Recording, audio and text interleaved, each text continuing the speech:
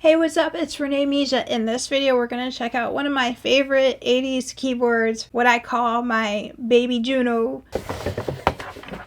The Juno-1. This is my little baby Juno. It's one of the smaller sized Junos, and it's not the same as like the big Junos. This one is really cool, and if you have a Juno keyboard, I'm going to show you how to set it up with your DAW. I'm going to be using Studio One in order to send MIDI out and send it back in, and basically treat it almost like a plugin. Alright, so here is the Roland Juno-1. This unit came out in 1985 or something like that. These are the outputs on the back. We've got headphones, stereo, mono. For this, we are going to attach the mono left and the mono right to create stereo and attach it to the interface input. We're now going to take the input on the back of the keyboard and connect it to the output on the DAW and the output on the DAW to the input on the keyboard for the MIDI section. Alright, so how I set this up is I hit the MIDI button and then I find MIDI exclusion and MIDI omni, and I turn both of those on by turning the knob, and after that, ready to get sound. To set it up in the DAW, I simply go to my track and look at the instruments. So these are the instruments being sent in via MIDI and being sent out via MIDI. I hit configure and then go to external devices. Here we see add new keyboard, and I simply select what type of keyboard I want to use or what I want it to be called. Now, since I've already set this up, I'm just doing this for demonstration, but you would go and just make sure that your inputs are all turned on right there, and then you would go through and make sure it's set to your MIDI port on whatever interface or device you're using, and then hit OK. After this, you should see it in your DAW and you should hear sound. Everything's working great, but then I realized I actually want to use my remote controller for this. So in order to do this, what I'm going to do is I'm going to connect.